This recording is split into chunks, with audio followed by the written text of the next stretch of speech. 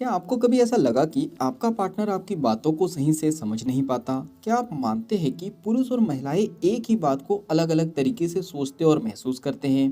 क्या रिश्तों में मतभेद का कारण केवल गलतफहमियां होती है या सोचने समझने का अंतर भी होता है? Men's are from Mars, women are from Venus एक प्रसिद्ध सेल्फ हेल्प बुक है जो बताती है कि कैसे पुरुष और महिलाएं सोचते, महसूस करते हैं और व्यवहार करते हैं।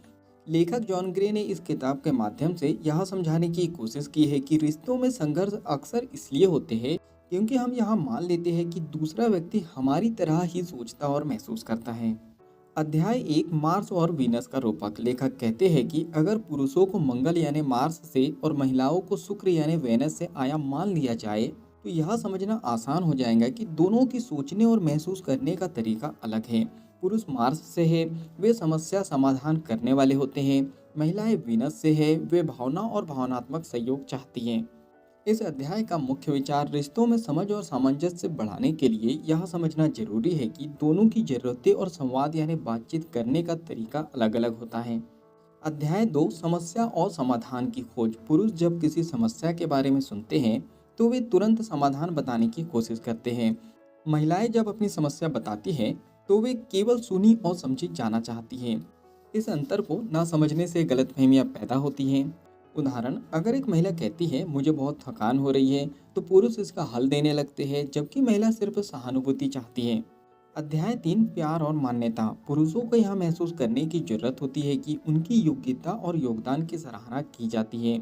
महिलाएं यह महसूस करना चाहती है कि उनकी भावनाओं को समझा और स्वीकार किया जाता है। गलतफहमियों के उदाहरण, जब पुरुष बिना पूछे सलाह देते हैं तो महिलाएं इसे अवांछित आलोचना समझती हैं। जब महिलाएं अपनी भावनाओं को व्यक्त करती हैं तो पुरुष इसे समस्या समझकर हल करने लगते हैं। अध्याय चार, गुफा और तूफान। जब पुरुष तनाव में होते हैं तो वे अपनी गुफा में चले जाते हैं यानी अकेले रहना पसंद करते हैं। महिलाएं तनाव में हो तो वे तूफान की तरह अपनी भावनाओं को व्यक्त करती है और बात करना चाहती हैं। चलिए हम समझते हैं महत्वपूर्ण अंतर को। पुरुषों को अपने स्पेस की जरूरत होती है जबकि महिलाएं भावनात्मक जुड़ाव से राहत पाती हैं।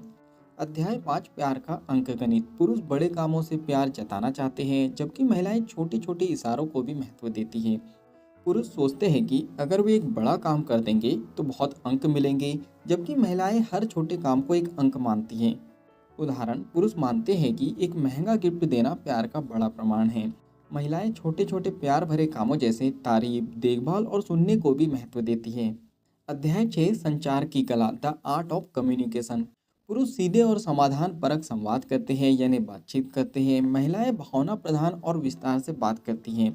पुरुषों को सुनना सीखना चाहिए और महिलाओं को बताना चाहिए कि वे सिर्फ सुनने की उम्मीद कर रही है, ना कि समाधान की। अध्याय 7, झगड़ों से निपटना। पुरुषों को थोड़ी दूरी देकर सोचने का मौका दे, महिलाओं की भावनाओं को समझे और उन्हें व्यक्त करने दे। संवाद को यानी बातचीत करने को तुमने ऐसा किया से बदल कर मुझे ऐसा महसूस हुआ में बदल डाले। अध्याय 8, रिश्तों को मजबूत बनाने के सुझाव। नंबर एक, एक दूसरे की जरूरतों का सम्मान करें। नंबर दो, भावनाओं को दबाने के बजाय खुलकर व्यक्त करें। नंबर तीन, संवाद करते समय यानी बातचीत करते समय यह स्पष्ट करें कि आप समाधान चाहते हैं या बस सहानुभूति चाहते हैं। नंबर चार, छोटे छोटे इशारों से प्यार जताएं। नंबर पाँच, गलतफहमी होने पर शांत रहे और संवाद करें यानी बातचीत करें। चलिए फाइनली इस बुक समरी के निष्कर्ष पर हम पहुंच चुके हैं। क्या आपको यह किताब पढ़नी चाहिए? यदि आप अपने रिश्ते को गहरा और मजबूत बनाना चाहते हैं तो men are from Mars, women are from Venus जरूर पढ़ें। यह किताब न केवल आपको अपने साथी की मानसिकता को समझने में मदद करेंगी बल्कि रिश्तों में संतुलन और सामंजस्य भी लाएंगी। तो क्या आप तैयार हैं अपने रिश्तों को नई समझ से देखने के लिए? नीचे आप कमेंट्स बॉक्स में बता सकते हो। अगर इस बुक समरी से आपने कुछ अच्छा सीखा है और इस बुक को आप पूरा पढ़ना चाहते हो तो नीचे डिस्क्रिप्शन में लिंक दे दी गई है, उस लिंक पे जाके आप बुक को खरीद सकते हो और बुक को पूरा पढ़ सकते हो। बुक समरी पसंद आई हो तो आप वीडियो को लाइक भी कर सकते हो, कमेंट्स करके बता सकते हो कि इस बुक समरी से आपने क्या सीखा है और आगे क्या सीखना चाहते हो। इस बुक समरी को आप ज़्यादा से ज़्यादा लोगों तक के शेयर भी कर सकते हो क्योंकि जब हम दूसरों की हेल्प करते हैं तो ये नेचर हमारी हेल्प करता है। अगर आप चाहते हो कि ऐसी ही वैल्यूबल बुक समरी आपको रेगुलर मिलते रहे तो जल्दी से चैनल को सब्सक्राइब कर दीजिए, बेल आइकन को दबा दीजिए ताकि जब भी ऐसी वैल्यूबल बुक समरी आए उसकी नोटिफिकेशन सबसे पहले आपको मिल जाए। बाकी हम मिलेंगे नेक्स्ट बुक समरी में इसी तरह हंसते हुए, मुस्कुराते हुए, लाइफ में आगे बढ़ते हुए और कुछ नया नया सीखते हुए। जब तक के लिए thank you so much, bye bye and hope for success.